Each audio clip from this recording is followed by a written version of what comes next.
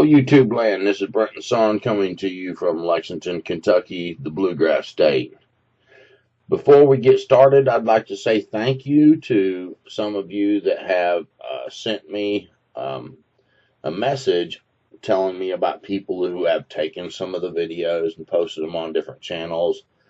There's been quite a few of those here lately. Even other people that have shows like Vic Conduff and a few other folks have also emailed me.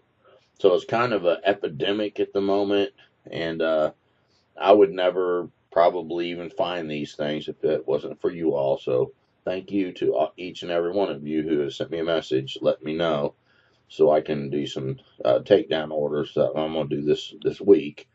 And it will shut their channels down. They just aren't supposed to do that, and it's not okay. If anyone out there has a story they'd like to share, you can contact me at brentsson@gmail.com. It can be Bigfoot, Dogman, any kind of supernatural, paranormal. You'll see in the show that we have today, any interesting, mysterious kind of stuff. You can contact me, and I'll get back to you as soon as I can, and maybe have you on and you can tell your story. And you can also write it out if you want it to be read. And if anyone wants to contribute to help me with this channel and this show, that you can go to a link in the description, PayPal me. Super easy to use. Every contribution is very much appreciated. I have recently moved to a different spot where I have the studio set up. It's a little bit noisy because of a main road, and a lot of the emergency services go down this road, and I didn't really realize that when I signed a lease on it. So I'm going to have to soundproof some areas, so you're going to have to bear with me if you have any noise issues that interrupt the show a little bit. That's just how it is for now, but I'll remedy it soon. Today's guest, we have Shawn from Pensacola. I'm going to let him introduce himself, and we're going to just get into his interesting stories, all kinds of different mixture of things, from dogman and supernatural type things. We'll just kind of inch through it as we go. But anyway, Shawn, if you would, buddy, I'd like for you to give a bio on yourself so people know who you are. Okay. All right. Thanks, Brenton.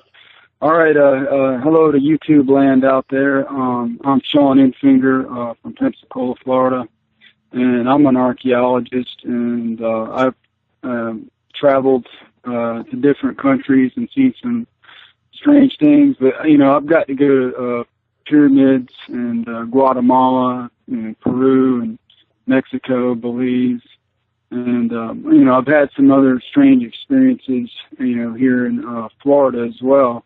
But it seems that throughout my life I've had consistently experienced paranormal activity to some degree, ever since I was a child of about 6 years old. And in the north part of Florida where I grew up, and northwest, north of Pensacola, in a little town called Shamakwa. This is about 1977, so I was about 6 years old, and my cousin and I were playing little game. It was a Jaws, based off the Jaws movie. It was a little plastic shark where you try to fish out, things the shark would have eaten in the movie or whatever. And we were startled all of a sudden, and it was actually at nighttime too. We were startled and screamed when we saw a fox or wolf-like shadow creature or entity that kind of manifested or came out of the wall. And we both ran two different directions out of the same room. My cousin went to the left and I went to the right out of two different doorways. And she went to my mom and I went to my dad. And then when my parents talked later, they heard that, we both described the same creature in the same way, that it was a fox or wolf type of, shadow creature shape or whatever, but more three-dimensional, like it came out of the wall. Was this thing walking on two legs or on all fours? This was small, more like the size of a fox, but, when you're a 6-year-old and you're seeing something that, you can identify a few types of animals, and I think that it definitely was, in the dog, the wolf fox family, but fox size, and it didn't look physical. It looked more like a shadow, but more like 3D, like stepping out into the room, like almost like a mist, like a black mist. Yeah, like a shadow person. But was it walking on 4 legs, or was it? It had 4 legs. So more like a hellhound kind of thing. Yeah, like 4 legs and a tail. Right. Okay, but it was walking on 4 legs. Yes. Okay. Yeah. I mean, there's a lot. There's stories that have been from the past. About hellhounds and things like that tend to act more like a dog would when it comes to walking and things like that. But I have had people share stories that were dogmen, but still shadow being type things that seemed physical, but looked like a really, really dark, that were on 2 legs. And then wow. I told you that I had someone come on one time that had something like a dog man come into their room that was it looked like a fox, and I didn't really know whether to call it a dog man or what to call it, but it was on 2, and it came into their room, but it was a fox size, and it looked like a fox. And I think this could be something totally different than the dog man. I think it's some sort of spirit creature or some other dimensional entity of some sort. I don't know. Yeah, sounds like the hellhound thing. These hounds that come, I mean, that's kind of the lore that's behind it, is that these are dogs that are from hell. They're spiritual creatures that are like unclean spirits that are that have a dog appearance. But anyway, go ahead and finish your whatever else you had to say. That was in a house that was built in the late 1800s that was passed down through my grandfather's families. So through his parents and grandparents. But yes, that was a very traumatic experience and shocking, because I can remember it in detail now, because it kind of like burned itself into my memory. It was so scary at the time. I bet. So, and throughout my life, didn't have anything quite like that ever happen, as a child, but that was the most intense. But other things did happen, later on in life. I lived in Belize, Central America. I went down there working and doing archaeology and stuff for a while, and then ended up getting a little small house built, and my dad was going to have a little retirement place down there, but there was some strange events that took place down there that were these glowing orbs that were seen over the same area where my house was constructed. It was in the capital city, Belmopan in Belize. Now, Belize is a little English-speaking country below Mexico, and it's it's a British colony. Now there's a lot of American influence. The thing is that these glowing orbs are seen many times, but after the fact, in the early part of March of 2008. And they were about 500 to 600, maybe a little higher than that, feet in altitude. And the photographs were documented. It made the front page of the whole country's biggest newspaper there. And the government minister of works, a guy named Cadet Henderson, took the pictures. And they were the ones that were in the official newspaper story. And to talk about the location, where it was, and that they were moving against the prevailing wind. Have been candle lanterns, and why would candle lanterns be sent over the jungles where nobody's living, in a remote area that, you can't just blow it up or swamp gas or weather balloons, because it was moving against the wind, not with it.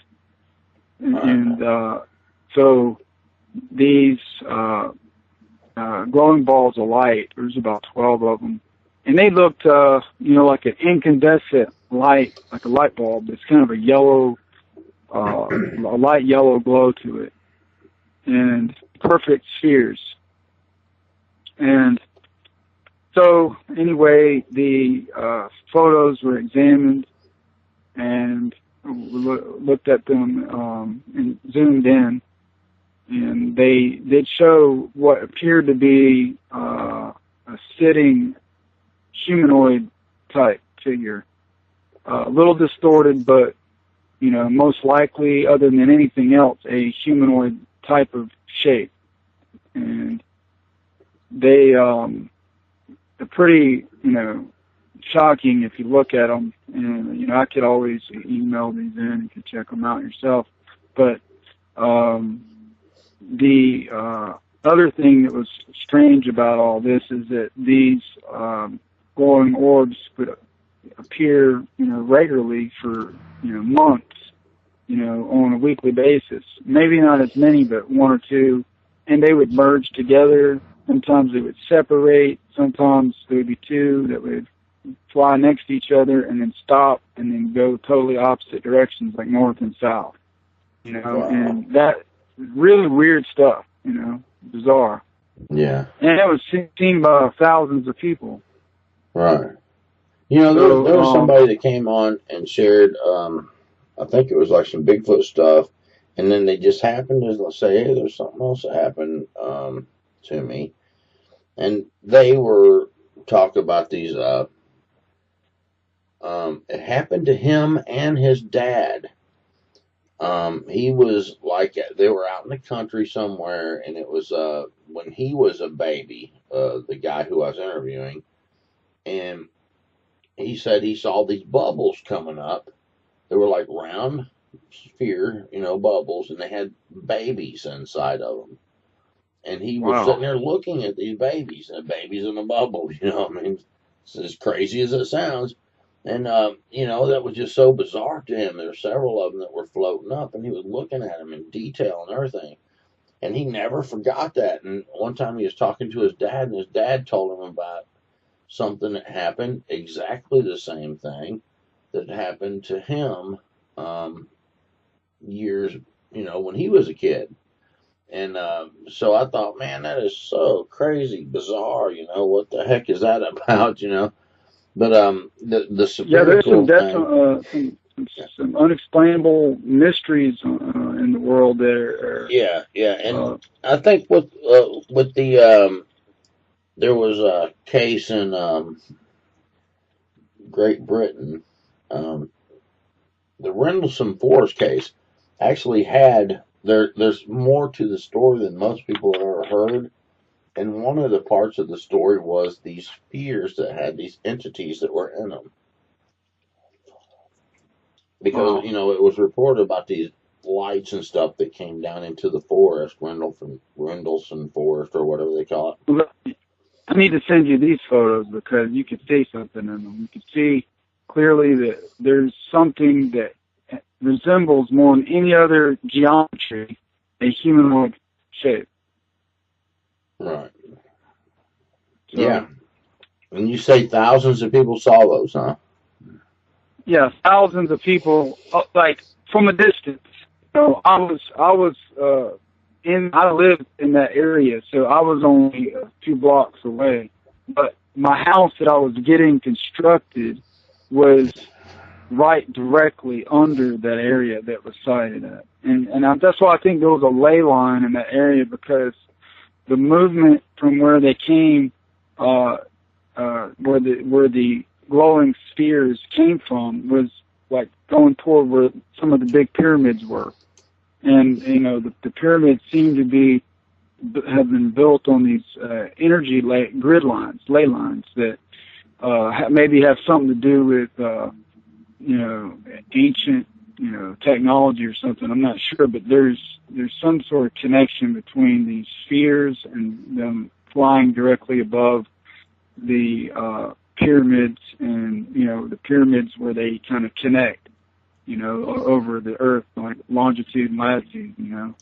Yeah, I mean, there really is some really bizarre coincidences about the pyramids being like on the 33rd parallel, and then on the southern 33rd parallel, there's other pyramids, and then you can draw straight lines through different, you know, like Stonehenge and this and that. And they're built like on these lines. And they're all connected, all around the world. Yeah, straight lines can go through all these different sides. That is strange. Exactly. And then there's some churches and stuff that are, I mean, definitely. Like get a lot of big Catholic churches. You know? I mean, there's people like automatically drawn to us these specific lines, or what? You know? Yeah, like even in Mexico, some of the big Catholic churches are built right on top of the old pyramids that were still, you know, half buried. They just built the church right on top of it. Yeah. So I mean, what's up with that? Yeah, I don't know. It's got to be something to do with it. I mean, I felt energy on these pyramids, and, you know, when I was in Peru, and Machu Picchu is close to a city called Cusco, and you feel an energy on these pyramids. You feel like younger feeling, or maybe like you had an extra few cups of coffee or something, you know. It's a stimulating energy feeling. So I don't know what it is or why it is, but it is.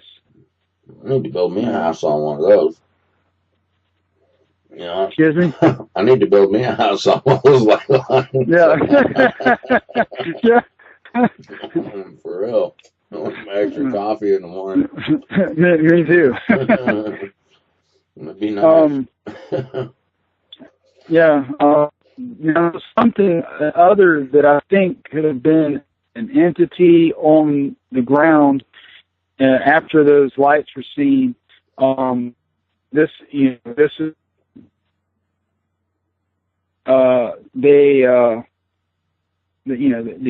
glowing balls of light seem to, you know, be a regular phenomenon there anyway, but there was some red light like eyes that showed up in the jungle forest near where my house was. And the house that was being built, that got finished, you know, just shortly after that. But there was something moving in the bushes a little bit, but then the eyes were probably about 6.5 feet high, maybe a little higher in the foliage, the bushes, and the jungle, and they almost looked like lights. You know, like artificial, but, you know, I don't know, but, you know, it's happened more than once, but I don't know what it was, because in the daytime went over that area and there was nothing there that could have been that. There's absolutely no electricity in there. There was no hidden Christmas lights in the bushes. I don't know. All right. Well, you know, I've had people send me some Bigfoot footage that looked like someone holding flashlights and pointing them around. And I was like, dude, you know, I can't post this. You know, that's, no one's going to believe it. You know, because they were telling me that's, you know, that's a Sasquatch. I mean, but it looked like flashlights. You know, someone holding a couple of flashlights, pointing them around and stuff. And well, these look, yeah. I mean, they were light. I mean, they were a source of light. You could see that they were, that there was light emanating from something. And I ended up listening to someone tell a story about it was kind of one of those woo type stories, and typically I push those to back a little bit because I don't want to get into that without being some kind of proof of it or some kind of little bit more evidence of it or something. You know what I'm saying? To connect those Right. two. Yeah, I believe in the supernatural and believe in Bigfoot, but I think Bigfoot is typically a solid, flesh creature that would Right. be in the woods, all the time. And then there's other things that sometimes might gravitate towards them or something that people get confused with it. And Well, but anyway, this one guy was talking about this Bigfoot creature walking down from the hill, and its eyes were emanating light out like it was a flashlight. And then one of the guys that was with him made a whoop call, and he said the eye shine went from like white light shining forth, kind of like a flashlight would, to red. The color changed, and it scared them, and they took off. So it made me kind of revisit the other footage that I have. I still have the footage, and wow. so sometimes I hear these different stories, and I talk about it. It seemed like there was some light that emanated from the thing, and then you'll hear whoever's interviewing, saying, "Oh, was the moonlight shining on them? Was there other light, something that was reflecting?" And they're trying to make some kind of sense out of it. And Well, I know that the Mothman stories all have documentation of people talking about red eyes. yeah, And these lights didn't look like regular lights like a flashlight. They looked more like a ruby that was kind of glowing. yeah, Like the size of like bigger than an almond. Like they two lights about the size of maybe like almonds or a little bigger than that. yeah. That's how they looked in the forest, and they had a glow to them, but they didn't have like a light. They didn't look quite like a Christmas tree light or something like that. They looked like lights, but like a dull, but bright enough to see in the forest. And Right. so, I don't know. Yeah, and that's what makes people think sometimes there's some type of light reflecting off of the eyes. That's a possibility because there was a telephone pole street light, Yeah. that was out there that was could have made that happen like that. So. But when there's light shining out of it, that's no. There was no. deal. It wasn't like not like a flashlight. It was more like a glow. A glow that would be very subtle glow, but enough where you could see something in there.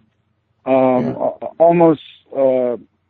It's kind of like if you were to shine a light in the eyes of an animal across the street, and it seems to light up like that. Mm-hmm. But without the flashlight. Imagine it doing that without having a flashlight or a headlight going to the eyes of the wild animal. It's like it did it on its own. That's the kind of description I would say. Yeah, and that's what's kind of a little bit bizarre is that the very little bit of animate light could make some of their eyes light up, or it seems like they have their own light source. Yeah, very strange, that's for sure. And so I've got another story that took place in 2014 in the Ocala National Forest in Ocala, Florida. Now, this one was probably the most intense experience I've had, camping, ever. and I was down there for a couple of days, and there was, I was down there doing some, it was a little survival training thing going on, and those other campers and stuff, and it was pretty empty. The park didn't have, anybody but us, and there was only like 4 other people there, and the thing that happened in the middle of the night, the campfire kind of went out probably around 10:30, 11, I guess. And then there was a knocking, maybe 20 minutes later, that sounded like a tree knock or 2 baseball bats being hit together. And that happened a few times, but it was kind of off in the distance. The other thing that was really intensely frightening was in the middle of the night, probably about 1:30 or so a.m., something pushed in the left wall of my tent, and it was almost like a triangular type snout. And I was asleep, and I felt something touch me because I was on that side, and I felt like I heard a huff or a kind of a exhale of breath out of an animal or something, and I instantly woke up. I was like 10 cups of coffee right there in a second, and I had my hand in a book in my right hand, and I had it to aim it at the whatever it was coming through the tent. And instantly it pulled back. I mean, it was like the tent went back to its normal, shape. And my heart was racing. This was so intense. I was like, it was like almost like heart attack feeling. And I shined my flashlight out the screen in the front of my tent, toward the direction of where the campfire was, about 10 feet away. But they were tight, and they were about 35, 40 feet away. And they were just kind of looking, some were looking toward my direction, others were not. And that was really bizarre to see. I thought, the coyotes were, scavengers and traveled only, as a single coyote or maybe a second one. I didn't know large groups would travel like that.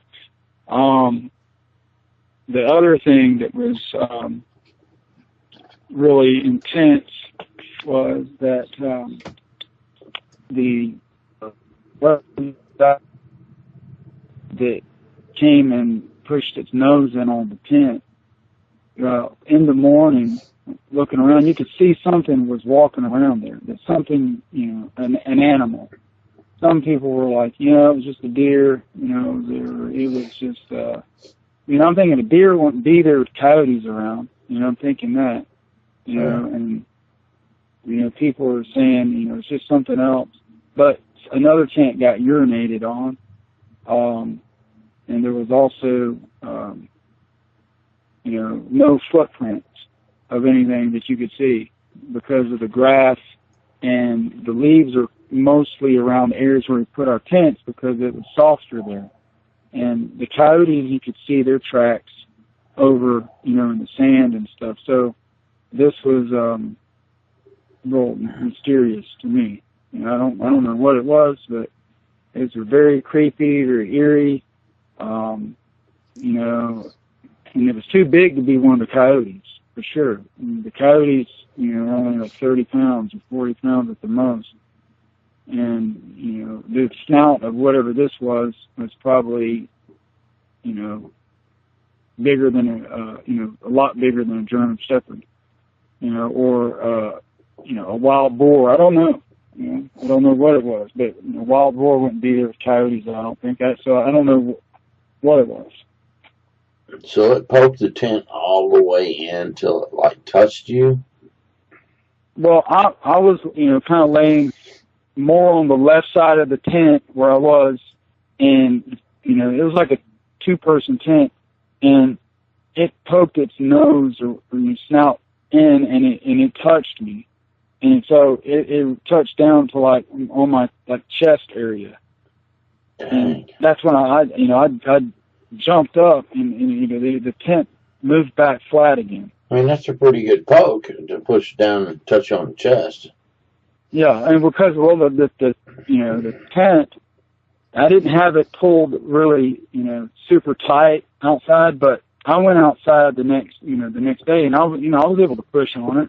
You know, I could, you know, take my fingers and push in it, you know, so, you know, a couple pounds of effort, you know.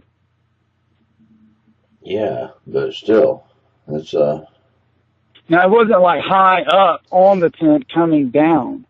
It was like maybe a foot and a half above the ground. Maybe. Yeah, you know, I'm just saying that was making an effort to sniff something in the tent. It sounds like. Yeah, whatever was outside the tent was pushing the tent over to get to something in there and take a couple whiffs, you know, and yeah, and since there was coyotes outside, I'm just speculating. I know that Bigfoot hunt coyotes because you'll hear them sometimes. You'll hear like a call or something that'll sound kind of coyote-like, and then you'll hear another call, and you can tell it doesn't sound quite like a coyote.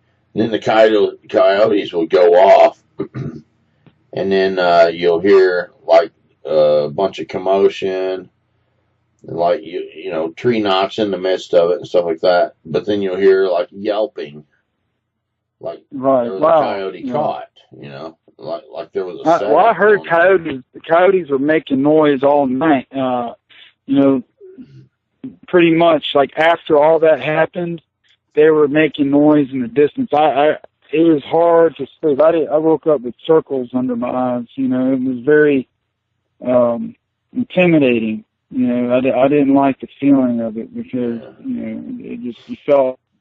There's one fellow on the show here 2 or 3 weeks ago that was in a tent, and there were several things going on, and it got real quiet. You know, he heard noise and stuff around the tent, but he said it looked like something poked the tent in, and it had like a finger, like it was using a finger, bent finger, poking it in, but the finger was like as big as like a sausage. You know, it was like huge finger.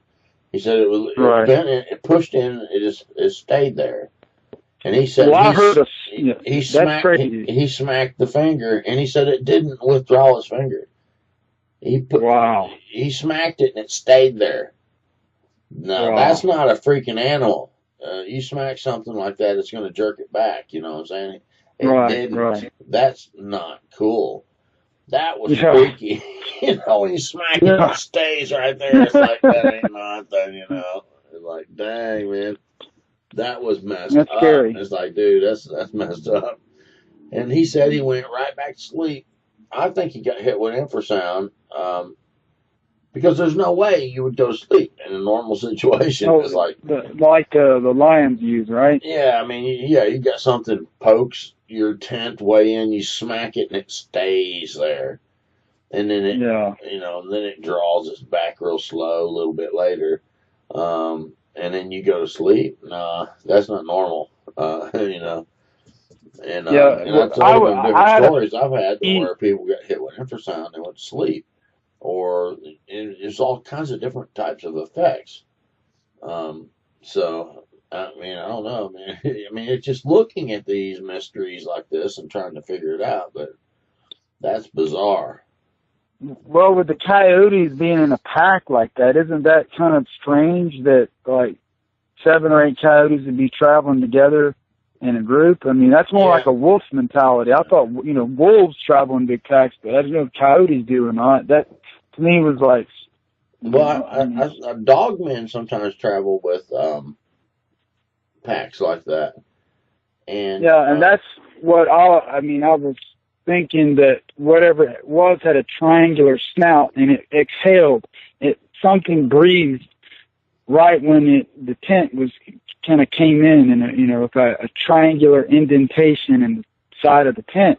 I heard like an exhale, like a snort, and left like a condensation. There was already like a mist on the outside of the tent and inside of the tent, but there was a little extra right in that area because I was shining my flashlight on and I could see, it was a little more wet there. Some more drippage and stuff there. Right. Yeah. Yeah, the coyotes act really strange around the dogmen.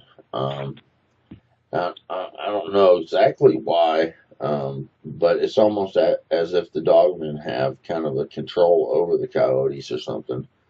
Because I've heard of coyotes even coming up like onto a porch when the dogmen are around, and the person will be like looking at this coyote is like, oh, dang, aren't you scared? Or, that kind of almost being able to pet it.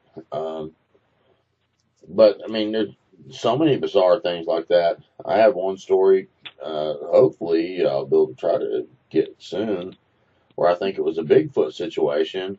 These Bigfoot were chasing a deer, and I think they hit it with infrasound, and this deer just basically stops out in the open, and this guy goes over and he grabs the deer by the horn, and he's sitting there holding this deer, and he called his family on his cell phone. He's like, "You ain't gonna believe what I'm sitting here doing. I'm holding a deer." Oh, wow. And the kids came, they got pictures of them and petting it. I'm not kidding you. And it took about 2 hours, and the deer kind of snaps out of it, and he had to let it go. But they got pictures of them petting this deer. He's holding it by a horn, dude. I mean, that's not normal. Wow. And so that's just not just trauma. Like it's like, well, we thought maybe it was in shock from the Bigfoot chasing it. No, bull. When you're in shock, you can't just go up and grab something. They'll freak out and go off. Right. To me, I think it was more of an infrasound and shock combination. So it was paralyzed, basically. Yeah, it was disoriented. Infrasound. Yeah, I think it was an infrasound kind of thing that was a weaponry type deal to make it easier to catch deer, and they'll hit them. Because a lot of times you're in the woods. I've collected quite a few cases also to where someone's walking down like a power line area or something, and they hear something that sounds like humming or buzzing, and it's kind of like a. Really, I've actually heard something like that doing an archaeology job. Yeah, and it's dude. I even had one story where the guy started taking his clothes off and folding them. I thought it was bees or something. Explain about that, because I thought it was like a big swarm of bees or something coming, but I never saw any bees. Yeah, well, this dude was hearing something like that, and then it changed into running water. Warm running. He felt like there was warm running water on him, and he starts taking his clothes off and folding them, and is almost naked. And the other people came up on him. He's like, "Dude, what are you doing?" And he was about to take the rest of his. The only thing that slowed him up is he couldn't get his jacket into his backpack. He was folding the stuff up, putting it up, and he was going to walk off down in through this ravine to the water. And Wow. So when David Pilates talks about these missing people, and they sometimes find their clothes folded up, sitting right there, or something, it's like, yeah, it's an infrasound thing. And but is that more like to call the prey so the prey can be eaten type of deal?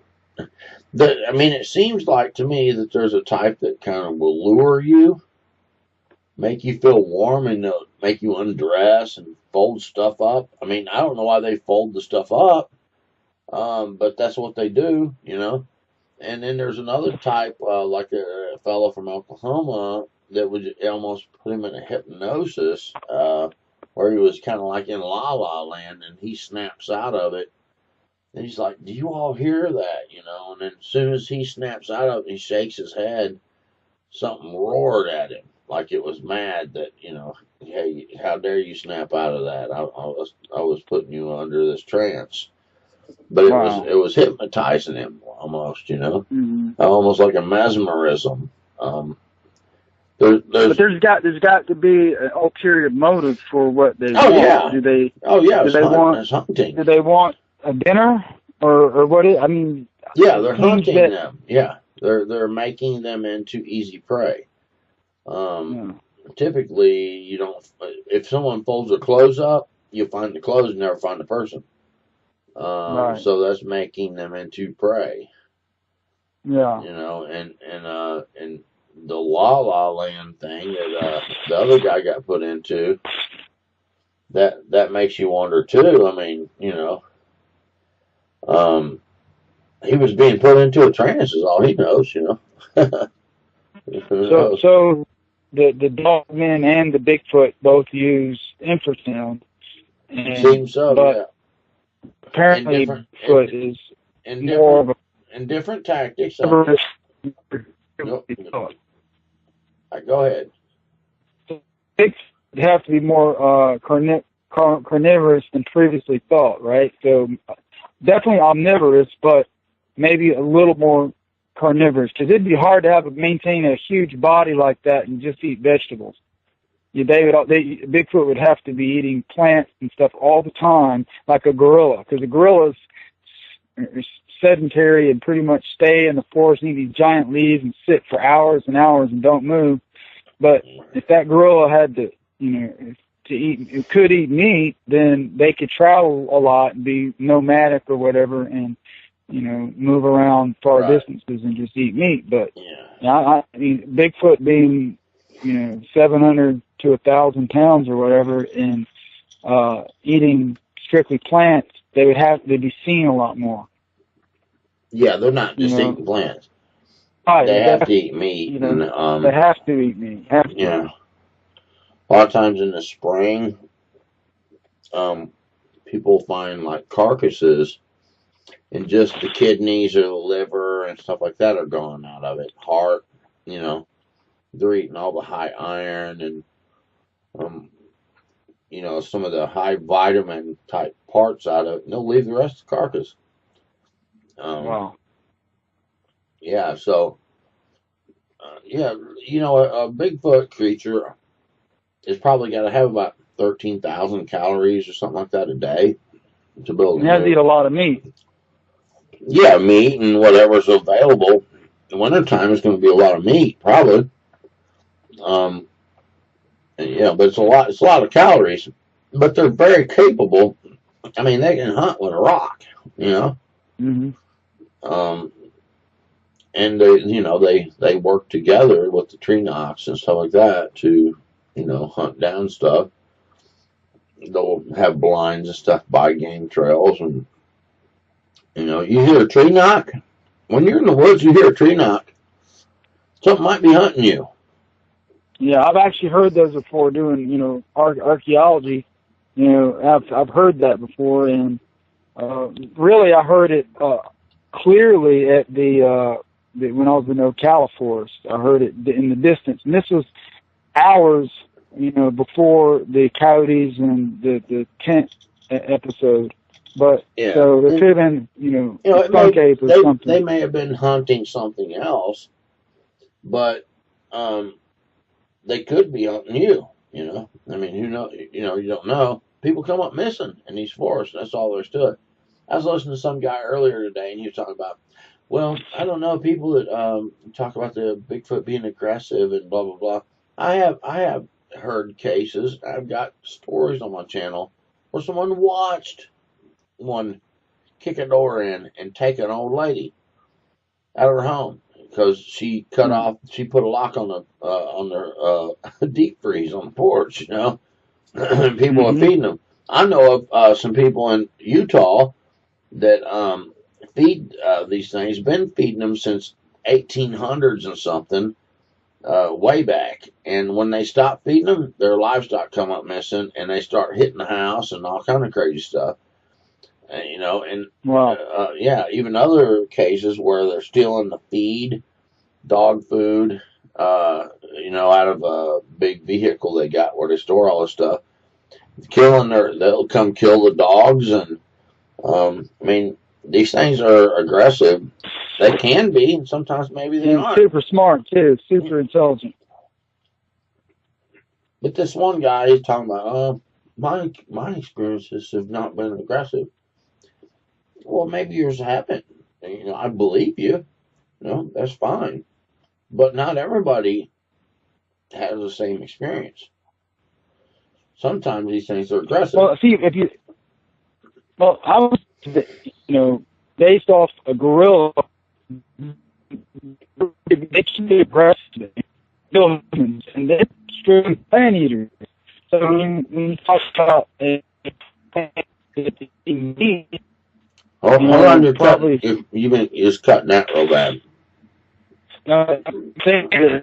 Gorillas that they're eating vegetables and leaves, pretty much 100% of the time, and they can be very violent. And they could, they're this part they keep them. They can be gentle, but if you get them terrible, they can easily kill a human.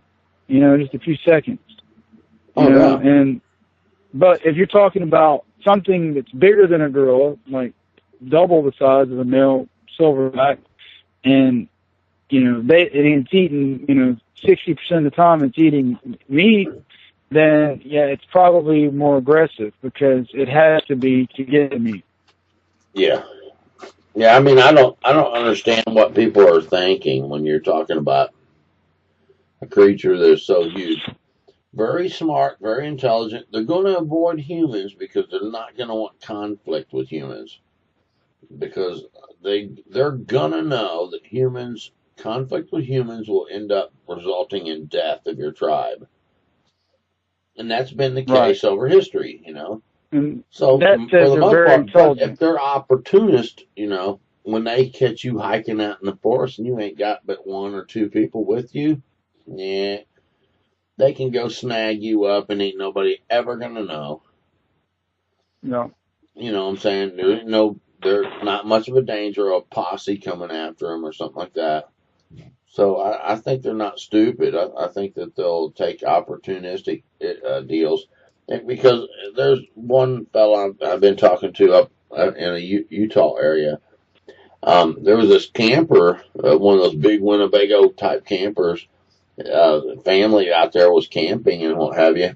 And they had a big cooler with meat and all kinds of stuff. All the groceries and stuff was in this big old cooler they had. And they had their Winnebago pulls like this trailer with a dune buggy. A high dollar deal, these people aren't poor kind of people.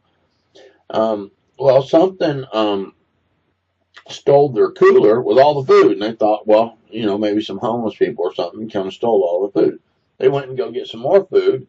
They brought it back, but they locked it up where you couldn't take it, Right. Well, that night, all of a sudden they had something huffing and puffing outside the Winnebago.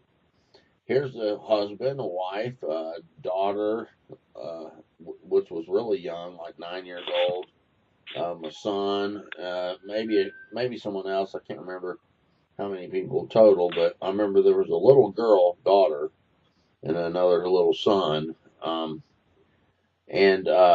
There was something huffing and puffing outside the camper, throwing huge boulders, leaving big dents in the side of this. Yeah, big dents. Boulders that a man can't throw. You know what I mean? I'm talking about boulders 2.5 feet in diameter. Boom, hitting the side of the camper. And then the thing come at the camper, and they were trying to start the camper and get away, and this thing roars at them. And the roaring almost froze them all. It was like paralyzing kind of roar. And with infrasound, of course, in it. Yes, right? The infrasound. I believe it was infrasound because the daughter went into like a coma-like type situation. Man, they had to take her to the hospital. Well, that right there says it's predator. Yeah, yeah, and the thing Because was is the that the man prey animals don't use infrasound. yeah, the guy driving the camper got he got part of the way out of there, and he high centered the camper on like a big rock area, and he got the camper stuck. And it's like a huge, camper type thing. And he ended up taking I guess it was the dune buggy or whatever, to go find help. And he found the person I know that went down there and pulled them off of this thing here. And they had to end up taking the little girl to the hospital. Wow. She was traumatized, man. She was messed up. Whatever it did messed this kid up for a little while, and it took a little while for the kid to recover. Yeah. So the infrasound actually can physically damage maybe part of the brain or the heart, maybe. I don't know sure exactly how it works. I think it can do damage, and I know that there has been cases where someone got hit with infrasound. They got really sick. They had to be taken to the hospital, and a couple weeks later they die. Wow. Yeah, and there's been a couple cases with the BFRO where they covered that up. Yeah, I mean, about Bigfoot and the dogmen and their presence. Do you feel that they're getting more noticed by hikers and hunters, say, in the last couple of years, and then say 10 or 15 or 20 years ago? Yeah, there's still a lot of woods out there. If you get on Google Earth and you look around, look in Utah. Look at how much space is actually national forest. Look in Kentucky, even. We have one national forest that goes all the way from Ohio down through Kentucky into Tennessee, and there's huge amounts of forest. I think that only like 8 or 9% of the land is occupied. Mm-hmm. So a lot of people think, oh, we're encroaching and blah blah blah. No, most of the land is not occupied. Yeah. Here's what I bet.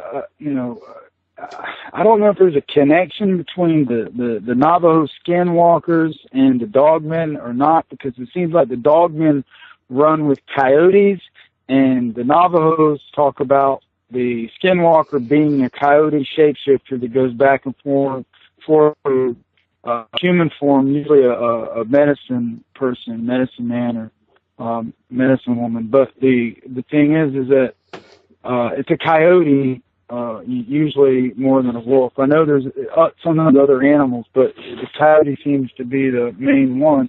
And sometimes it's a large coyote, or kind of a coyote human or whatever. But I had a friend that was over in the Apache reservation that was just over in New Mexico a few weeks back, and he told me about the Skinwalkers.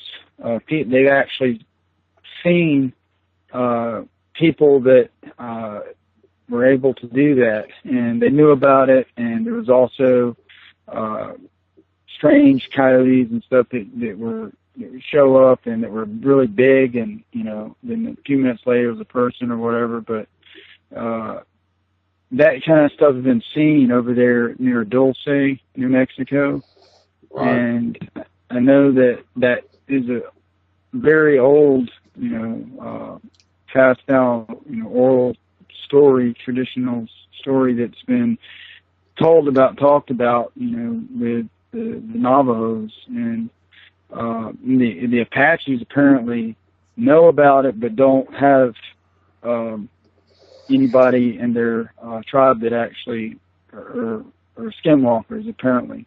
So do you see that there could be, I don't know, since the dogmen tend to have coyotes and not wolves around them, would they be more of a coyote hybrid human opposed to a wolf? Well, I do know, like the Skinwalker thing, it is a real phenomenon, from what I hear, and it tends to have something to do with their religious activities, and basically any type of Native American religion is a pagan religion. Um, Now, I interviewed J.C. Johnson about it, and he said that when he talked with the Native American people about it, they had to do something serious, like sacrifice someone or something like that, to get this ability Yeah, to do the changing. I've heard about the different methods. And all that. But it was possible. They could change in. And typically it was done to spy. In the very beginning, it was to go to spy on other, the white man kind of thing. And later it turned into assassination stuff, to change in. And so these things would change into these other creatures and interact with other, some of the wildlife even, and go and either surveil or different things like that. And then there's also been cases where it's completely cultic type stuff, where someone has like a jar of ointment that they can rub on themselves, and they had to make some kind of deal with the devil kind of thing. And they can change themselves into a cryptid of some type. So let me ask you this: do you think that the dogman is more related biologically to a coyote or to a wolf? Even though it's a bipedal, upright creature, cryptid, because of the fact that it has some sort of intimate connection of I think they're more wolf-like. Typically, they're more wolf. But I've heard both though. So I mean, coyotes do look like small wolves, but if it's Skinwalker type deal, then they choose. You know what I'm saying? But the physical type that live out there in the woods and what have you, I'm not too sure if it's all not some type of supernatural something when it comes to the dogman thing. And it typically is wolf. So basically it's a werewolf, if that's what it is. Yes, correct. Yes, yeah. And something like the... Yeah.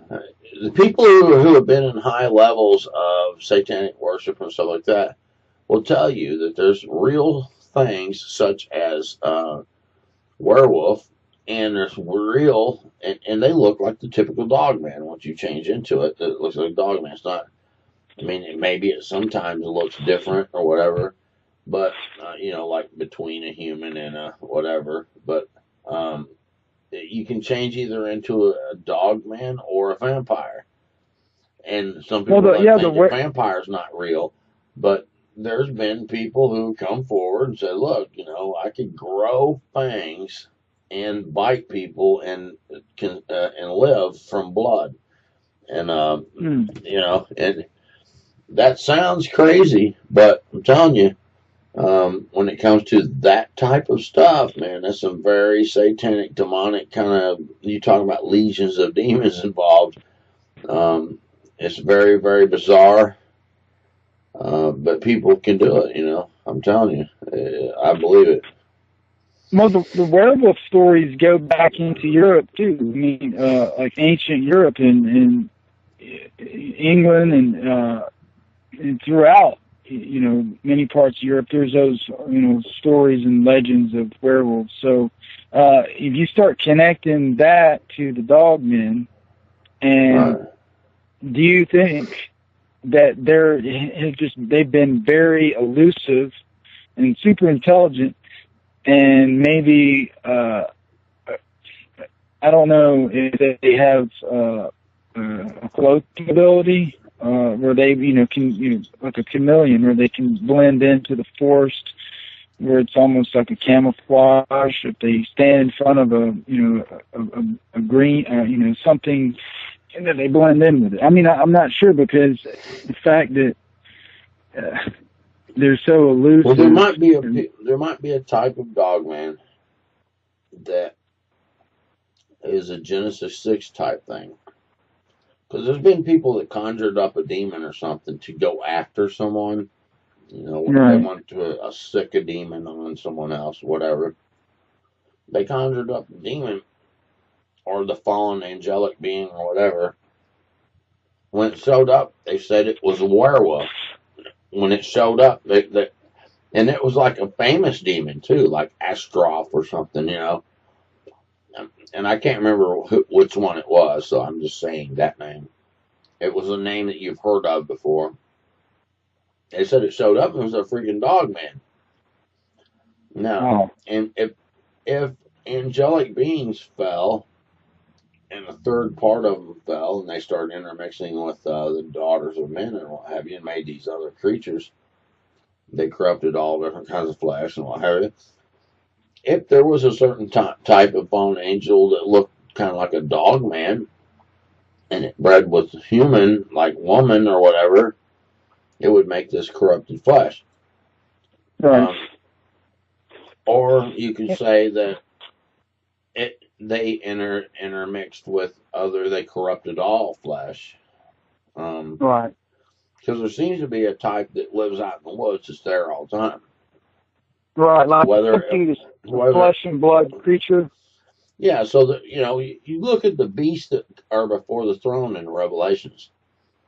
There's several very human-like creatures with heads of like a bird or a bull or this or that. You get these minotaur-looking things, or these there's all kinds of different beasts that you see that are monsters that seem like they're from folklore. Okay, what if some of those fell and they intermixed somehow?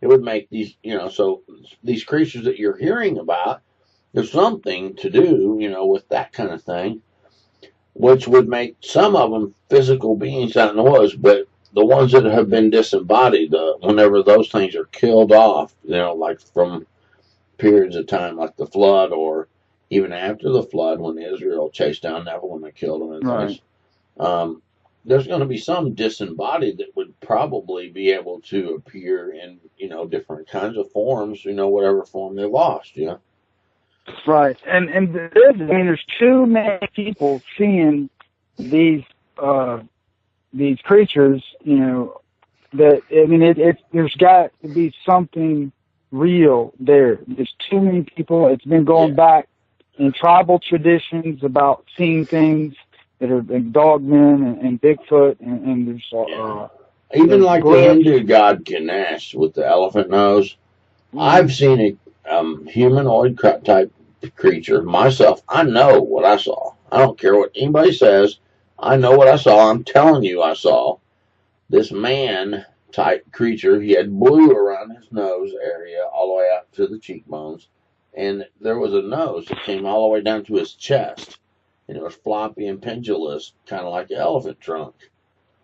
It was a little more pointy than an elephant trunk. I don't know if they've kind of like taken that and made it into an elephant or whatever. I seen that creature, and he had a device that he tried to stick to my side of my head. I saw this. It was a real situation. I don't care what anyone says. That happened. I've seen a creature with curled ram horns. When I was 5 years old, my sister walked in and saw the very same thing. She'll tell you to this day. I saw it. That's not a joke. That's not something you can dismiss. You had 2 witnesses on that one situation there. You can't just dismiss that. So there's crazy stuff in this world, and you've seen a couple wild, crazy things. I think. Well, I think a lot of people have. I think some people are afraid to come out and say anything because they feel like they'll be ridiculed about it. But there's millions of people around the world that have seen, paranormal stuff or UFOs or seeing, other entities. I really like the bizarre stuff. Like the story 12 Birdman thing in Texas that was dancing on the water tower, or someone here not too long ago, I named it something like "There's worse things in the woods than Bigfoot," and it was a huge, almost like a gargoyle type creature that lands in the woods, man, and turns around. It has a white face, similar to the one that I just was talking about, the 12 Birdman like thing. But this creature was a freaking humanoid shaped with huge wings, and it had a white face and a black body that looked like it had hair on it. I mean, come on, man! And there was a cop, and there was a police officer, and a dude who was in a fraternity.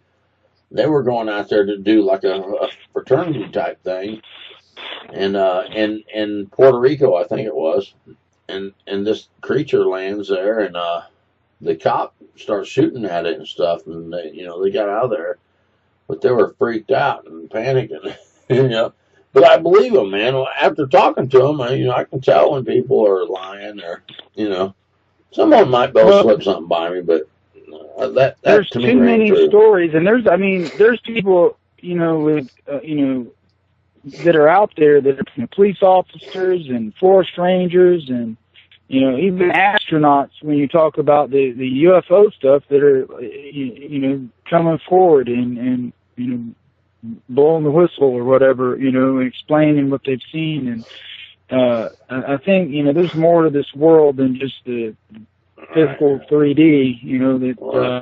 That physicists are even proving that the world's got more stuff going on beyond our eyesight. We see a little slice of the pie in our visual spectrum, and yet cats are jumping at stuff that we don't even see it. We don't know what they're jumping at, but they're jumping at stuff. Yeah. Well, I think we had a pretty good show, man. So unless you got something else you want to share. Mainly I was wanting to, tell you about the stories I told you, and they were pretty bizarre to me and real. Yeah. And I'm always going to think about it and wonder what happened in the Ocala Forest and the things I've seen in the sky, or the things that be watching came through the in the wall. comments. People will comment. There's lots of people out there that have heard lots of different things. They're going to comment, and you're going to get clues and stuff, and so it's going to be pretty cool to watch and see what people comment in the description or in the comment section about it. And so you're going to be able to gather some information. There's people that are going to be helpful, and there's going to be people that are ignorant acting. Just ignore that. But you should get some helpful information, Shawn. All right, sounds good. Thank you, Brenton, for bringing me on the show. Hey, you're welcome, buddy. Just hold on the line for a minute, and everybody out there in YouTube land, I really appreciate you for listening. I hope you enjoyed this. I like to get off on some of the different stuff, and always doing the cryptid and stuff all the time. These strange and bizarre things that happen around the world. Most of you know that there's all kinds of crazy things that people hear and experience around the continent and around the whole entire globe, really.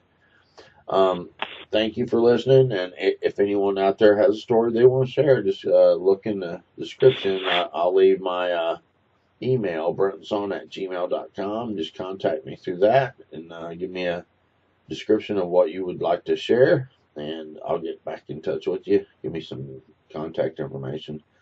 If you want to contribute to help me with this show, get this studio situation put together, you're welcome to contribute there.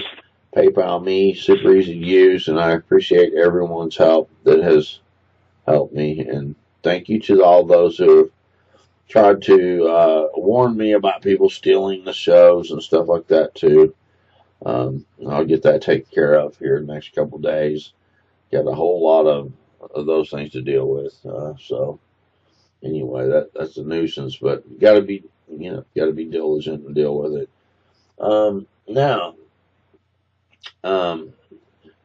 there's one other thing I was going to tell you about, that since I was living here and where I got the studio set up, one night I fell asleep, and all of a sudden I heard a door slam, and I heard crunching coming across the carpet, and I could see the footprints in the carpet, like crunch, crunch, crunch towards me.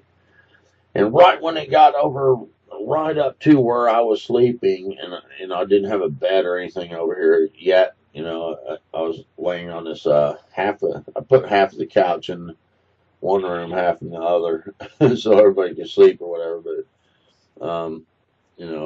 But anyway, I got the studio set up over here and what have you. But anyway, this thing walks across the carpet toward me after a door slams. And right when it got up right beside me, wind hit me right in the face. It blew my hair back. It was a cold wind.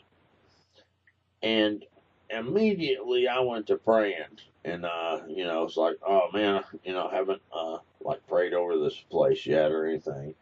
But that's just another example of things can happen, especially if you change your environment or something like that. You got to beware. Be praying. Pray over where you sleep, because you never know what's lurking around. Maybe I thought maybe there was something that's happened in this building or something. Who knows? But anyway, thank you to Shawn. If you got any information that would help him, please comment and give him some information that might help him with things that have happened to him. But anyway, God bless, and I'll see you all on the next video. Bye-bye.